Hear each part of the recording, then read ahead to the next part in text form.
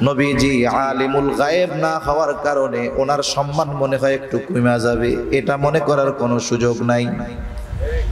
এই গায়েবের খবর কিয়ামত কখন সংগঠিত হবে স্বয়ং নবীজিও জানেন না, ওহির বাহক যিনি জিব্রাইল আলাইহিস সালাম তিনিও জানেন না। জিব্রাইল আলাইহিস সালামও জানে না কিয়ামত কখন সংগঠিত হবে। একটা প্রসিদ্ধ হাদিস আছে যেটাকে বলা হয় হাদিসে জিবরিল। জিব্রাইল আলাইহিস সালাতু ওয়াস সালাম মানবাকৃতিতে নবীজির কাছে আসছেন। উদ্দেশ্য সাহাবায়ে কেরামকে দ্বীনের মৌলিক বিষয়গুলো শিক্ষা দেওয়া। জিব্রাইল আলাইহিস সালাম নবীর সামনে পায়ের সাথে হাঁটুর সাথে হাঁটু মিশায়া দিয়ে বসলেন। লম্বা কথা, শুধু মূল কথাগুলো আপনাদের সাথে একটু আলোচনা করি। প্রশ্ন করলেন, ইসলাম কি, ঈমান কি, ইহসান কি? নবীজি সবগুলোর জবাব দিলেন। এইবার জিবরাইল আলাইহিস সালাম প্রশ্ন করতেছে, কিয়ামত কখন সংগঠিত হবে? সবগুলোর জবাব নবীজি দিয়েছেন। কিয়ামত কখন সংগঠিত হবে এই প্রশ্নের জবাবে নবীজি বললেন, মাল মাসউলু আনহা বিআলামা মিনাস সাইল। তার মানে আমাকে যেই ব্যাপারে জিজ্ঞাসা করা হয়েছে এটা জিজ্ঞাসাকারীর চাইতে যাকে জিজ্ঞাসা করা হয়েছে সে বেশি জানে না। কিয়ামত কখন সংগঠিত হবে এই ব্যাপারে আল্লাহ তাআলা জানিয়ে দিয়েছেন যে কিয়ামত সংগঠিত হওয়ার সুনির্দিষ্ট সময়ের জ্ঞান একমাত্র আল্লাহ তাআলা ছাড়া আর কারো কাছে নাই। যদিও কিয়ামত কখন সংগঠিত হবে এটা কারো জানা নাই, তবে কিয়ামত সংগঠিত হবে এটার উপরে বিশ্বাস তো আমাদের সবার আছে নাকি? যদি বিশ্বাস না থাকে তাহলে তো ঈমানদারি হওয়া যাবে না। কারণ ঈমানের যেই ৬টি ভিত্তি এর মধ্যে অন্যতম একটি ভিত্তি হলো পরকাল তথা কিয়ামতের উপরে ঈমান আনা। ছোটবেলায় আমরা যখন বক্তব্যে পড়েছি, ছুটির ১০-১৫ মিনিট আগে একত্রে সবাইকে বসিয়ে আমাদেরকে আমাদের জীবনের সবচেয়ে গুরুত্বপূর্ণ কথাগুলো শিক্ষা দেওয়া হতো। কালিমা সমূহ শিক্ষা দেওয়া হতো। তারপরে নামাজের জন্য যেই সূরা লাগে এগুলো শিক্ষা দেওয়া হতো। একটা বাচ্চা কোরআন পড়া শেখার আগেই নামাজ পড়া শিখে যেত। কোরআন পড়া রিডিং শেখার আগেই নামাজের জন্য যা যা দরকার মক্তব থেকে সে শিখত। এই যে মক্তবে আমাদেরকে মিছিলের সাথে সাথে বলানো হইতো, আমানতু বিল্লাহি ওয়া মালাইকাতিহি ওয়া কুতুবিহি ওয়া রুসুলিহি ওয়াল ইয়াউমিল আখিরি ওয়াল কদরি খাইরিহি ওয়া শাররিহি মিনাল্লাহি তাআলা ওয়াল বা'সি বা'দাল মাউত। এইখানে 7টি বিষয়ের উপরে ঈমান আনার ঘোষণা আমরা দিতাম। আমানতু বিল্লাহ, আমি ঈমান এনেছি আল্লাহ তাআলার উপর, ওয়া মালাইকাতিহি, ফেরেশতাগণের উপর, ওয়া কুতুবিহি, আল্লাহ তাআলার নাজিলকৃত কিতাবসমূহের উপর, ওয়া রুসুলিহি, রাসূলগণের উপর, ওয়াল ইয়াউমিল আখিরি, পরকালের উপর, আখিরাতের উপর, ওয়াল কদরি খাইরিহি ওয়া শাররিহি মিনাল্লাহি তাআলা, ঈমান এনেছি তাকদীরের ভালো মন্দ সব আল্লাহর পক্ষ থেকে হয়। 7 নাম্বার, ওয়াল বা'সি বা'দাল মাউত, মৃত্যুর পর পুনরায় জীবিত হওয়ার উপরে আমি ঈমান এনেছি। এখানে যদিও 7টা কথা আছে, কিন্তু এর মধ্যে একটি হলো 2 in 1, একের মধ্যে 2, ওয়াল ইয়াউমিল আখিরি আর ওয়াল বা'সি বা'দাল মাউত, এই দুইটা মূলত এক। এই দৃষ্টিকোণ থেকে হাদিসের মধ্যে এসেছে ঈমানের ভিত্তি হলো 6টা। ঈমানের ভিত্তি কয়টা জোরে বলেন? 6টা। একেবারে পরকাল সম্পৃক্ত সব বিষয়ের উপরে ঈমান এনেছি। পরকাল সম্পৃক্ত গুরুত্বপূর্ণ একটা বিষয় বলে কিয়ামত। কিয়ামত কখন সংগঠিত হবে? বলে ছোট কিয়ামত তো ব্যক্তির মৃত্যুর সাথে সাথে শুরু হয়ে যায়। যখন কেউ মারা যায় ওই সময় থেকেই তার ব্যক্তিগত কিয়ামত শুরু হয়ে যায়। তবে কিয়ামত দ্বারা আমরা যেটাকে উদ্দেশ্য নেই যে পৃথিবী ধ্বংস হয়ে যাবে, পাহাড় সমূহ তুলার ন্যায় উঠতে থাকবে, আসমান খসে পড়বে, সমগ্র পৃথিবীর সব সৃষ্টি আল্লাহ যেগুলো চান সেগুলো ছাড়া সবাই মৃত্যুবরণ করবে, এইটা কখন হবে? বলে এই বড় কিয়ামত কখন সংগঠিত হবে এর একমাত্র সুনির্দিষ্ট সময় যিনি জানেন তিনি কে? আরো জোরে বলেন না, কে? আল্লাহ। তবে কিয়ামত সংগঠিত হবে এটার উপরে বিশ্বাস রাখতে হবে, যার বিশ্বাস নাই সে বেঈমান। কিয়ামত সংগঠিত হওয়ার সুনির্দিষ্ট সময় জ্ঞান আল্লাহ তাআলার কাছে। এই জন্য আল্লাহ তাআলা বলেন ইন্নাল্লাহা ইনদাহু ইলমুস সাআহ, আল্লাহ তাআলার নিকটেই কিয়ামতের ইলম। তার মানে কিয়ামত কখন সংগঠিত হবে এটা আল্লাহ ছাড়া কেউ জানে না, এমনকি কোন নবী রাসূল জানে না। আমার আপনার নবীজি তিনিও কিয়ামত কখন সংগঠিত হবে জানেন না। আমাদের দেশে কিছু ভাই আছে যারা নবীজিকে মুহাব্বত করে, কিন্তু মুহাব্বত করতে করতে একটা সময় আল্লাহ তাআলার গুণাবলীর সাথে নবীর গুণাবলীকে মিলায় ফেলে, নবীজিকে আল্লাহর সমকক্ষ হিসাবে দাঁড় করিয়ে দেয়। কি বলে? যে আল্লাহ যেমন আলিমুল গায়েব, নবীজিও আলিমুল গায়েব। নাউযুবিল্লাহ। নবীর কাছে গায়েবের খবর ততটুকু আছে যতটুকু নবীজিকে আল্লাহ তাআলা জানিয়েছেন। একাধিক হাদিসের প্রমাণ দেওয়া যাবে যে নবীজির কাছে গায়েবের ইলম নাই, নবীজি আলিমুল গায়েব নয়। আবার এটাও মনে করার কোনো সুযোগ নাই নবীজি আলিমুল গায়েব না হওয়ার কারণে ওনার সম্মান মনে হয় একটু কমে যাবে, এটা মনে করার কোনো সুযোগ নাই। এই গায়েবের খবর কিয়ামত কখন সংগঠিত হবে স্বয়ং নবীজিও জানেন না, ওহির বাহক যিনি জিব্রাইল আলাইহিস সালাম তিনিও জানেন না। জিব্রাইল আলাইহিস সালামও জানে না কিয়ামত কখন সংগঠিত হবে। একটা প্রসিদ্ধ হাদিস আছে যেটাকে বলা হয় হাদিসে জিবরিল। জিব্রাইল আলাইহিস সালাতু ওয়াস সালাম মানবাকৃতিতে নবীজির কাছে আসছেন। উদ্দেশ্য সাহাবায়ে কেরামকে দ্বীনের মৌলিক বিষয়গুলো শিক্ষা দেওয়া।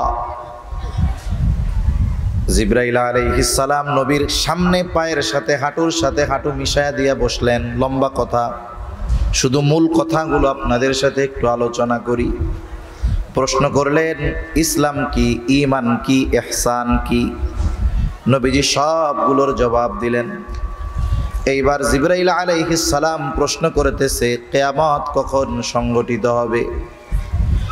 সবগুলোর জবাব নবীজি দিয়েছেন। কিয়ামত কখন সংগঠিত হবে এই প্রশ্নের জবাবে নবীজি বললেন মাল মাসউলু আনহা বিআলামা মিনাস সাইল। তার মানে আমাকে যেই ব্যাপারে জিজ্ঞাসা করা হয়েছে এটা জিজ্ঞাসাকারীর চাইতে যাকে জিজ্ঞাসা করা হয়েছে সে বেশি জানে না। তার মানে যে জিজ্ঞাসা করছে কিয়ামতের ব্যাপারে সে যা জানে আমিও তাই জানি। তার মানে কিয়ামত সংগঠিত কখন হবে যে জিজ্ঞাসা করছে সেও জানে না, আমিও জানি না। তবে কিছু আলামতের কথা, নিদর্শনের কথা বলেন নবীজি সাল্লাল্লাহু আলাইহি ওয়াসাল্লাম। কয়েকটা আলামতের কথা বলেছেন নবীজি। এক নম্বরে এই হাদিসের মধ্যে বলেন আনতালিদাল আমাতু রাব্বাতাহা। আল্লাহর নবী সাল্লাল্লাহু আলাইহি ওয়াসাল্লাম বলেন দাসী তার মনিবকে প্রসব করবে, গর্ভধারণ করবে, প্রসব করবে। লম্বা আলোচনা আছে। বর্তমান জামানার সাথে যেই বিষয়টার মিল বুজুর্গানে দিন বলেন যে কিয়ামতের আগে কিছু সন্তান মায়ের সাথে দাসীর মতো আচরণ করবে। এই আচরণটা আমাদের উপমহাদেশে মুসলিম সমাজে একরকম, কিন্তু ইউরোপিয়ান যারা, আমেরিকান যারা, পশ্চিমা কালচার যারা ধারক বাহক তাদের ক্ষেত্রে এই আচরণটা আর একরকম। এরা মায়ের সাথে, বোনের সাথে জেনা পর্যন্ত করতে দ্বিধাদ্বন্দ্বের মধ্যে পড়ে না। নাউযুবিল্লাহ। মুসলিম সমাজে এটা কেমন? বলে মায়ের সাথে দাসীর মতো আচরণ করে। এই যেই মা তাকে গর্ভে ধারণ করছে জীবনের একটা সময় এই মাকে সে বোঝা মনে করে। দেখা যায় ঘর থেকে বাহির করে দেয়, নিজে রাজপ্রাসাদ বিল্ডিং এ থাকে, মাকে গোয়ালঘরের মধ্যে রাখে। আছে না নাই? অনেক জায়গায় আছে এমন, ঘরের কাজ না করলে বৃদ্ধ মাকে খাবার দেয় না। এগুলো কিয়ামতের আলামত। তা মূল কথা যেটা, যে কিয়ামত কখন সংগঠিত হবে এটার সুনির্দিষ্ট সময় নবীজিও জানেন না, জিবরাইল আলাইহিস সালামও জানেন না। তবে কিয়ামত কখন সংগঠিত হবে এর আগে তো অনেক আলামত প্রকাশ পাবে। নবীজি সাল্লাল্লাহু আলাইহি ওয়াসাল্লাম অনেক আলামতের কথা আমাদের জানায়া দিয়েছেন। এই কিয়ামতের আগে কিছু গুরুত্বপূর্ণ আলামতের কথা নবীজি জানিয়েছেন, এমন একটা হাদিস আপনাদের সাথে মুযাকারা করার জন্য পাঠ করছি। এই হাদিসের মধ্যে নবীজি বলেন, এই হাদিসের যেই 6টি বিষয়ের কথা নবীজি বলেছেন, এই 6 বিষয় সংগঠিত না হওয়া পর্যন্ত কিয়ামত সংগঠিত হবে না। 1 নম্বর, নবীজি সাল্লাল্লাহু আলাইহি ওয়াসাল্লাম বলেন, লা তাকুমুস সাআতু হাত্তা ইউকবাদাল ইলম। নবীজি বলেন, কিয়ামত ততক্ষণ পর্যন্ত সংগঠিত হবে না যতক্ষণ না ইলম উঠায়া নেওয়া হবে। যতক্ষণ ইলম উঠায়া না নেওয়া হবে ততক্ষণ পর্যন্ত কিয়ামত সংগঠিত হবে না।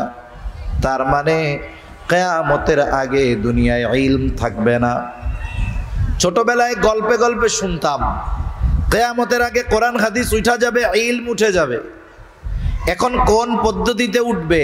ওই সময় মানুষ গল্প বলতো। সব গল্প তো আর সত্য না। মানুষ অনেক সময় নিজের মন মতো সাজায়া বলতো আর কি, কথা বলতো এরকম। ইমাম সাহেব ফজরের নামাজে দাঁড়াবে, তাকবীরে তাহরিমা বলবে, আল্লাহু আকবার, সানা পাঠ করবে, আউযু বিল্লাহ বিসমিল্লাহ বলে কোরআনের তিলাওয়াত শুরু করবে। কিন্তু আউযু বিল্লাহ বিসমিল্লাহ বলবে, কিন্তু তার জবান দিয়ে সূরা ফাতিহা বের হবে না। এখন উনি কি করবেন? চিন্তিত হয়ে যাবেন।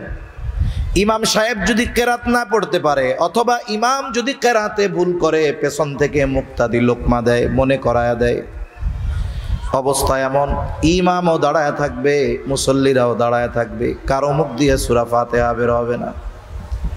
এইবার ইমাম সাহেব মসজিদের তাকে কোরআন খুঁজতে যাবে যে সূরা ফাতিহাটার দিকে একটু নজর দিয়া নেই।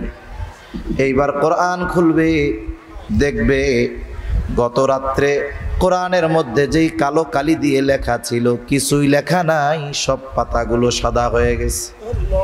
এটা হলো ছোটবেলায় শুনতাম যে এইভাবে কোরআন হাদিস উঠায় নিবে। কিন্তু নবীজি সাল্লাল্লাহু আলাইহি ওয়াসাল্লাম জানায় দেন ভিন্ন কথা।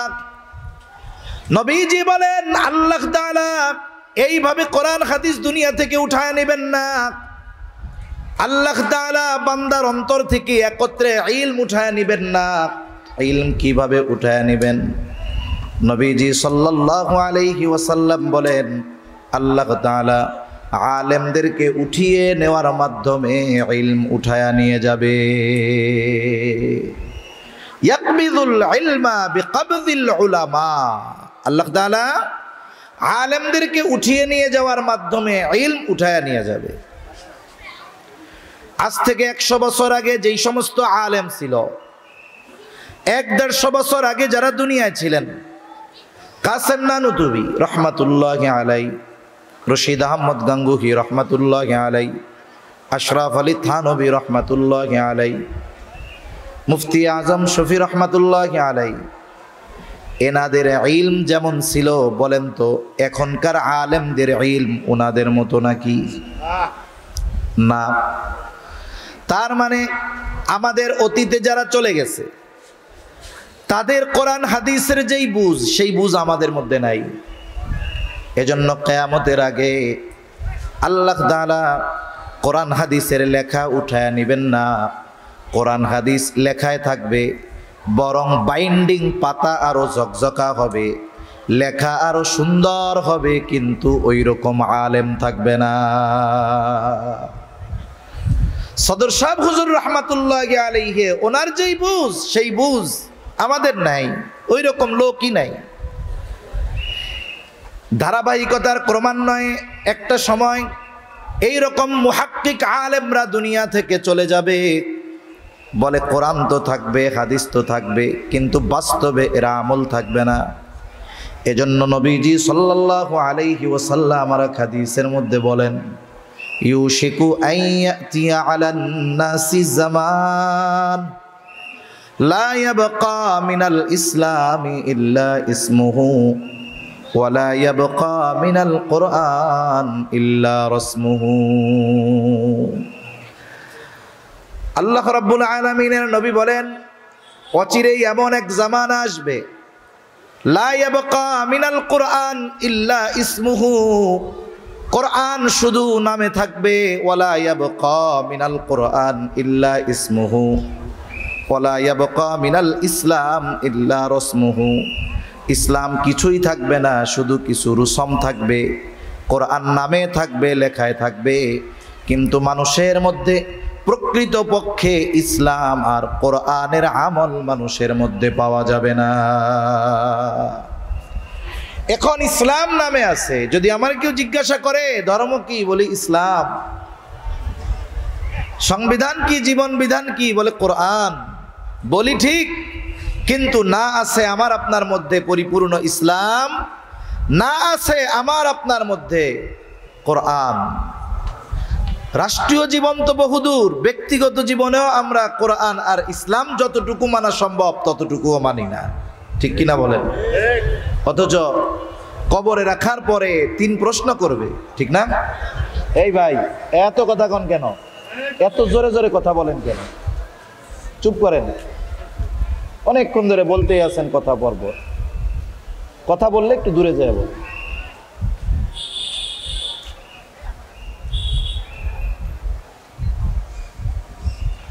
কবরে রাখার পরে 3 প্রশ্ন করা হবে। কয় প্রশ্ন? দুনিয়ার সব মুসলমান এই 3 প্রশ্নের খবর জানে। জানে কি জানে না? অমুসলিমেরাও এই 3 প্রশ্নের খবর জানে। আল্লাহ রাব্বুল আলামিন এই প্রশ্ন আউটের ব্যবস্থা করে দিয়েছেন। দুনিয়ার পরীক্ষার হলের প্রশ্ন যদি পরীক্ষার মাত্র আধা ঘন্টা আগে ফাঁস হয়, বলে যেই শিক্ষার্থী একেবারে নাদান ও ওই পরীক্ষায় গোল্ডেন এ প্লাস পেয়ে যাবে। কিন্তু কবরের 3 প্রশ্নের জবাব আউট হয়ে গেছে আগেই। কিন্তু বাস্তবতা হলো জায়গা মতো তথা পরীক্ষার হলে গিয়ে এই 3 প্রশ্নের জবাব দেওয়া বড় কঠিন। কারণ দুনিয়ার পরীক্ষার হলের প্রশ্নের জবাবের সম্পৃক্ততা লেখাপড়া মুখস্থের সাথে অথবা বুঝের সাথে, কিন্তু কবরের 3 প্রশ্নের জবাব এটা লেখাপড়া মুখস্থ আর বুঝের সাথে সম্পৃক্ত নয়, বরং এই 3 প্রশ্নের জবাবের সম্পৃক্ততা হলো ব্যক্তির আমলের সাথে। যদি কোনো ব্যক্তি এমন হয় বধির, কানে শোনে না, জীবনে কোনোদিন শোনেও নাই যে এই 3 প্রশ্ন কবরে করা হবে, কিন্তু দুনিয়ায় ওই 3 প্রশ্নের আলোকে আমল করছে, বলে দুনিয়ায় প্রশ্নগুলা শুনে নাই, অসুবিধা নাই, কবরে গিয়ে যখন তাকে প্রশ্ন করবে মার রব্বুক, সে জবাব দিবে আমার রব আল্লাহ। ওমা দীনুক, তোমার দিন কি? জবাব দিবে আমার দিন ইসলাম। প্রশ্ন করা হবে নবীজির ব্যাপারে, নবীজিকে দেখায় বলা হবে মা হাদার রাজুলুল্লাযী বুইসা ফীকুম, এই ব্যক্তিকে যাকে তোমাদের কাছে প্রেরণ করা হয়েছিল। সে বইলা দিবে ইনি হলেন আমাদের নবী মুহাম্মদুর রাসূলুল্লাহ সাল্লাল্লাহু আলাইহি ওয়াসাল্লাম। তবে হ্যাঁ, এই 3 প্রশ্নের জবাব তো আমলের সাথে সম্পৃক্ত। যেই ব্যক্তি রবের হুকুম আহকাম মেনে দুনিয়ার হায়াত অতিবাহিত করবে, সে বলবে আমার রব আল্লাহ। যে ব্যক্তিগত জীবন থেকে নিয়ে রাষ্ট্রীয় জীবন পর্যন্ত যেখানেই তার সুযোগ ছিল ইসলামের আলোকে পরিচালিত হয়েছে, করেছে, সে জবাব দিবে আমার দিন হলো ইসলাম। আর যে নবীর আদর্শকে নিজের আদর্শ বানিয়ে নিয়েছে, সে জবাব দিবে আমার নবী মুহাম্মদুর রাসূলুল্লাহ সাল্লাল্লাহু আলাইহি ওয়াসাল্লাম। তাহলে ইসলামকে শুধু রুসম বানালে হবে না। ইহুদি নাসারারা শনি আর রবিবার নিছে, আর আমরা মুসলমানরা শুক্রবার নিছি। তাদের ইবাদতের জায়গাগুলো রবি আর শনিবার ভরে, আর আমাদের মসজিদগুলো শুধুমাত্র শুক্রবারে ভরে। ঠিক কিনা বলেন? মনে করেন ঢাকা শহরের মধ্যে মহল্লার মসজিদ ৬-৭ তলা মসজিদ, মহল্লার মসজিদে তো আর বাইরের লোক আসে না। মহল্লার লোক ৬ তলা ভরে, আরো 12 তলার লোক রাস্তা গিয়া দাঁড়ায়।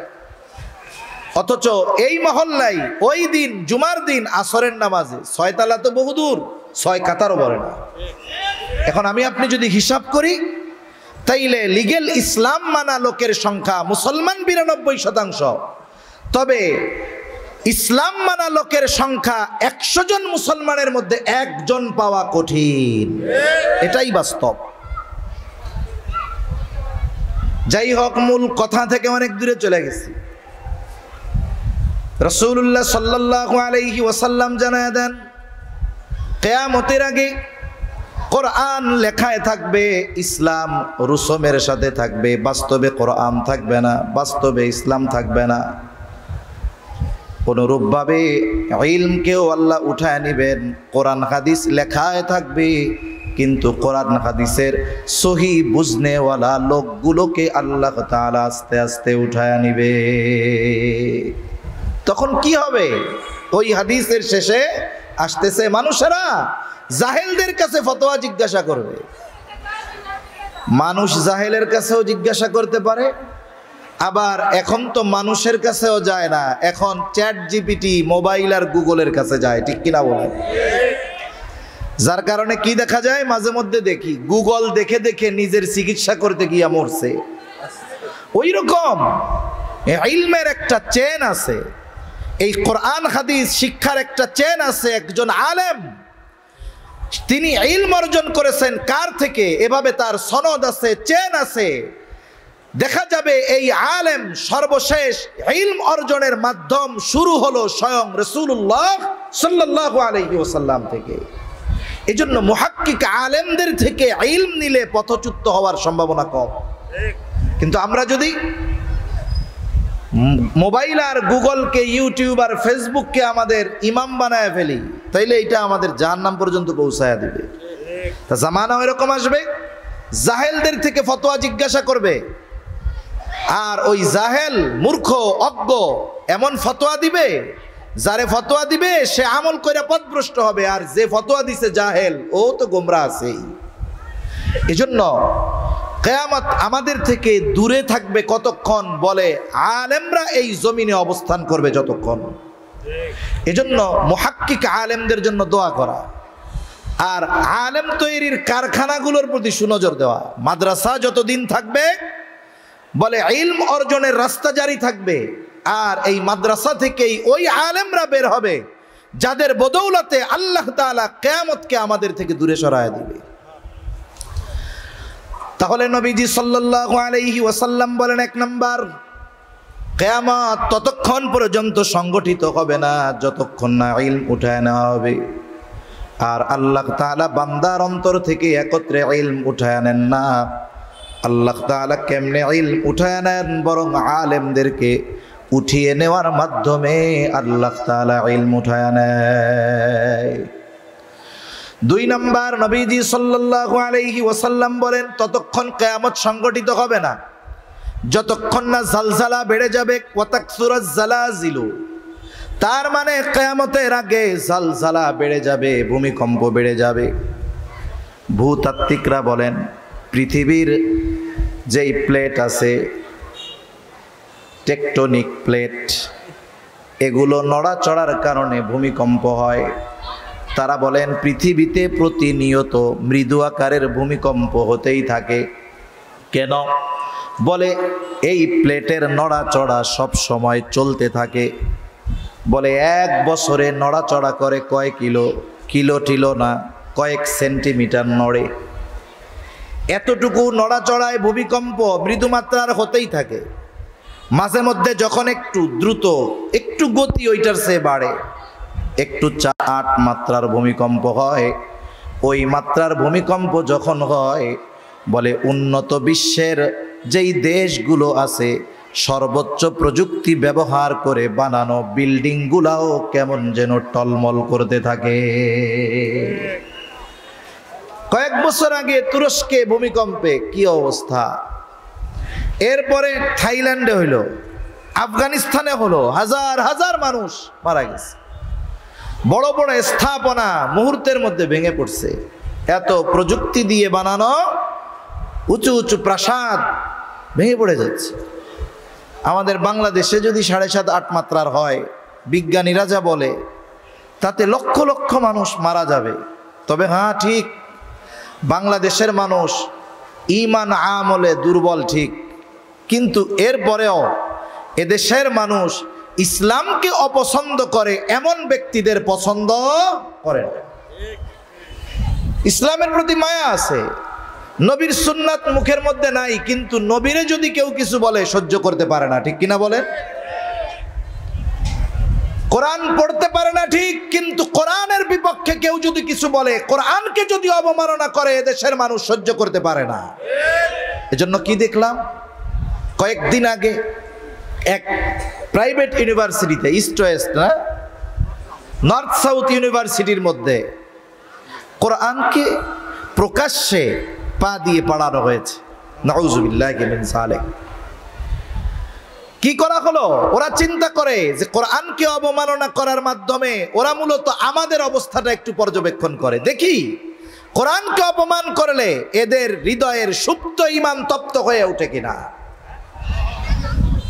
আবার দেখুন, যখনই কেউ কোরআন অবমাননা করে, আল্লাহ এবং তার রাসূলের বিরুদ্ধে বলে, অমুসলিমদের কথা বাদ দেন, একদল মুসলমান ওই জালেমদের পক্ষ নিয়ে ওই কোরআন, ইসলাম, আল্লাহ এবং রাসূল অবমাননাকারীদের পক্ষ নিয়ে তারে পাগল বানিয়ে বিচার থেকে বাঁচাতে চায়, ঠিক কিনা বলে? অমুসলিমেরা পক্ষ নিবে ভিন্ন কথা, কিন্তু মুসলমানেরা তাদের পক্ষ অবলম্বন করে, বলে এটা পাগল। তাই পাগল টের পাও কখন? যখন আল্লাহ রাসূল কোরআন অবমাননা করে তখন। এর আগে পাগল আর টের পাও না, তাই না? দুনিয়ার যত পাগল আছে, কেউরে কোনোদিন দেখলাম না বাইবেল পুড়াইলো। দুনিয়ার কোন পাগলরে দেখলাম না কোনদিন তিপ্রিটক পুড়াইলো। দুনিয়ার কোন পাগলরে দেখলাম না অমুসলিমদের উপাস্যদের নিয়ে গালাগালি দিল। সব পাগল আল্লাহ রাসূল আর কোরআন অবমাননা আর বকা দেওয়া শিখে, তাই না? আমাদেরকে এই ভূগোল বুঝ দিলে হবে না, মনে রাখতে হবে। আবার এই বিষয়কে কেন্দ্র করে এমন বিশৃঙ্খলা করার সুযোগও নাই যাতে করে বহির্বিশ্বের সামনে মুসলমানদেরকে সন্ত্রাসী আর জঙ্গিভাবে উপস্থাপন করা যায়।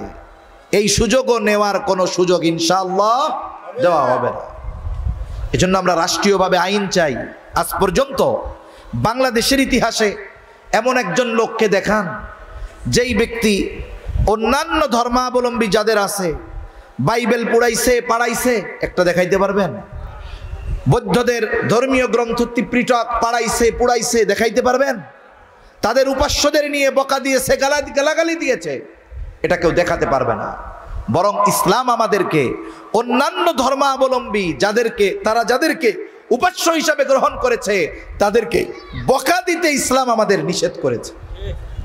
এজন্য মনে রাখতে হবে, এদেশে যদি বসবাস করতে হয় শান্তির সাথে, ইসলাম এবং মুসলমানদেরকে, আল্লাহ এবং রাসূলকে সর্বোচ্চ রেসপেক্ট করেই এদেশে অন্যান্য সব মানুষের শান্তিপূর্ণ সহ অবস্থান সম্ভব, এছাড়া সম্ভব নয়।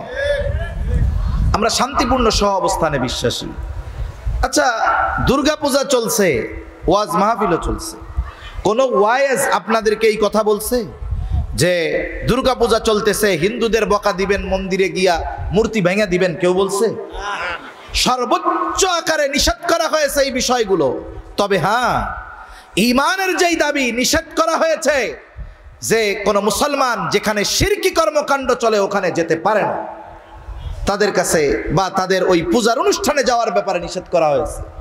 কিন্তু তাদের ধর্মীয় কালচার পালনে বাধা প্রদান তো বহুদূর। বরং আমরা প্রশাসনের কাছে বলেছি যে এদেশের নাগরিক হিসাবে তাদের সিকিউরিটি পাওয়া, নিরাপত্তা পাওয়া, এটা তাদের অধিকার, এটা তাদেরকে গভর্নমেন্টের দিতে হবে, ঠিক কিনা বলে? এজন্য এই সুন্দর সহ অবস্থানপূর্ণ এক দেশ যেখানে সব ধর্মের মানুষ শান্তিপূর্ণভাবে বসবাস করে, এখানে মাঝে মধ্যে কিছু লোককে পাগল সাজিয়ে কোরআন অবমাননা করে মুসলমানদের হৃদয়ে আঘাত দেওয়া, এটা কিন্তু বারবার বরদাস্ত করা হবে না ইনশাআল্লাহ।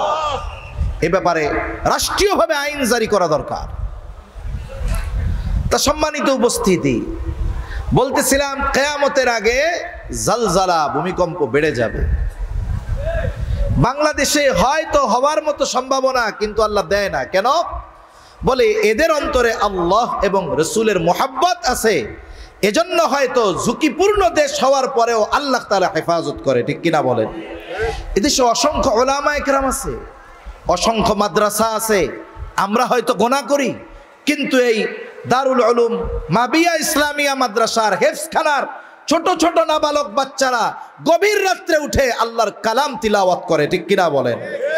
এই যে লক্ষ লক্ষ হাফেজে কোরআন, হাজার হাজার হিফজখানা, হয়তো এদের বদৌলতে ঝুঁকিপূর্ণ অবস্থায় থাকার পরেও আল্লাহ তাআলা বড় মুসিবত দেন না। তাহলে কিয়ামতের আগে জালজালা বেড়ে যাবে।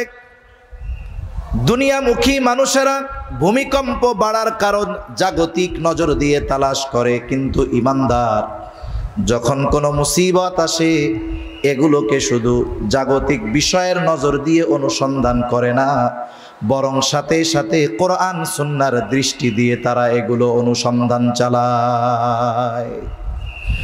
কেন এই জমিনে মুসিবত, কেন স্থলে মুসিবত, কেন জলে মুসিবত, কেন ভূমিকম্প, কেন সিডর, কেন আয়লা, কেন লায়লা?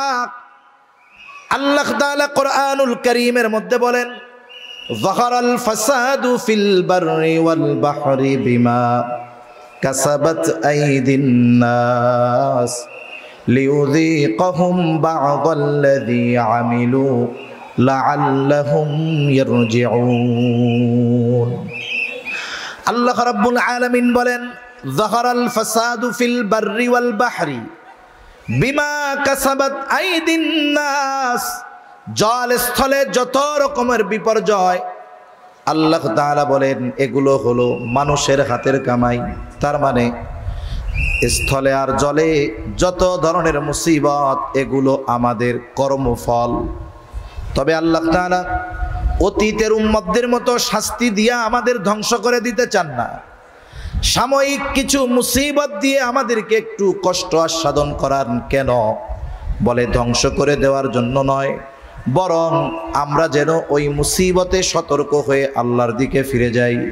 এজন্য আল্লাহ তাআলা বলেন, লিয়ুযীকাহুম বা'দাল্লাযী আমিলু লাআল্লাহুম ইয়ারজিউন, যাতে করে আমরা আল্লাহর দিকে প্রত্যাবর্তন করি, পাপাচার অনাচারের পথ ত্যাগ করে কল্যাণ আর নেকের পথের পথিক হয়ে যাই, পাপের পথ ছেড়ে যেন নেকের পথের পথিক হয়ে যাই। এই জন্য আল্লাহ তাআলা আমাদের কর্মের কারণে জল স্থলে কিছু মুসিবত দিয়ে আমাদের সতর্ক করে দেয়।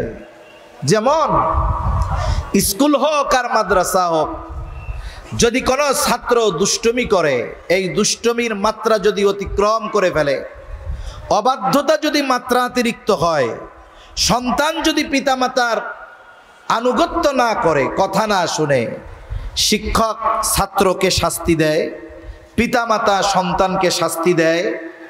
শাস্তি দেওয়ার সময় অনেক সময় হয়তো প্রহার করা হয়, একটু কঠিন শাস্তি দেওয়া হয়।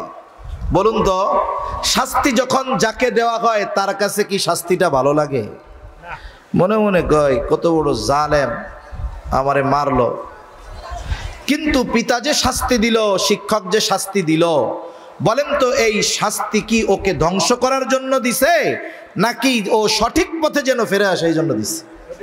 নিশ্চয়ই সঠিক পথে ফিরে আসে যেন এই জন্য দিয়েছে। মুহাব্বত আছে, চাই যে গোনার পথ ছেড়ে ভালো পথে আসুক, এই জন্য শাস্তি দিছে যেন অন্যায় কাজটা আর না করে। আল্লাহ তাআলা আমাদেরকে মুহাব্বত করেন, ভালোবাসেন। মূলত আল্লাহ তাআলা চান না তার বান্দাদেরকে আযাব গজব দিয়ে সমূলে শেষ করে দিতে।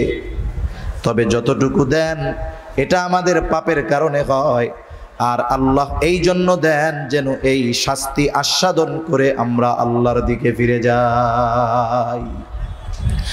এজন্য ভূমিকম্প হয়, এটা আমাদের হাতের কামাই। বলে ভূমিকম্প কেন হয়? জমিনে পাপাচার যখন বাড়ে ভূমিকম্প বেড়ে যায়। জমিনের মধ্যে জুলুম বেড়ে যায়, ভূমিকম্প বেড়ে যায়।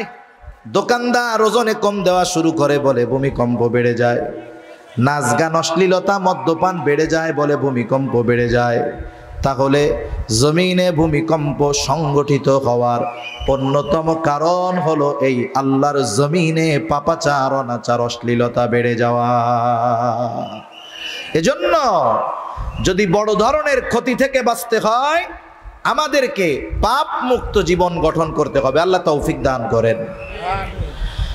এরপরে নবীজি সাল্লাল্লাহু আলাইহি ওয়াসাল্লাম জানায় দেন ওয়ায়াতাকারাবাজ জামান, কিয়ামতের আগে সময় সংকুচিত হয়ে যাবে। মনে হবে এক জুমা থেকে আরেক জুমা কেমন যেন চোখের পলকে চলে আসছে। হাদিসের মধ্যে আসছে এক যুগ কেমন যেন বছরের ন্যায় হয়ে যাবে, বছর কেমন যেন মাসের ন্যায় হয়ে যাবে, মাস কেমন যেন সপ্তাহের ন্যায় হয়ে যাবে, সপ্তাহ কেমন যেন দিনের ন্যায় হয়ে যাবে, আর দিন কেমন যেন ঘন্টার মতো হয়ে যাবে, ঘন্টা কেমন যেন মিনিটের মতো হয়ে যাবে, আর প্রতিটা মিনিট কেমন যেন সেকেন্ডের ন্যায় হয়ে যাবে। তার মানে কিয়ামতের আগে সময় সংকুচিত হয়ে যাবে। আগেও তো 12 বছরে এক যুগ ছিল, 12 মাসে এক বছর ছিল, 7 দিনে এক সপ্তাহ ছিল, 24 ঘন্টায় এক